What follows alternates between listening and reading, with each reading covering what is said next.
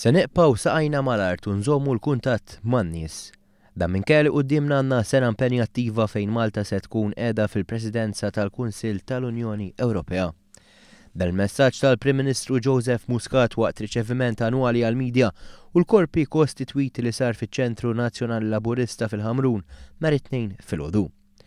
Il-Prim Ministru qal li t-tmexxija tal-pajjiż tinsab eċitata għall presidenza tal-Kunsill tal-Unjoni Ewropea li hija esperjenza ġdida għal Malta. Żied li bitħejjiet li saru matul l-aħħar xhur Malta se tkun qed tmexxi l-aġenda tal-Unjoni Ewropea b'mod effettiv. Fl-istess ħin tenna l-Prim Ministru l-Gvern se jaqpa jimplementa l-bidla biex jikseb riżultati li minnhom igawdi il-poplu.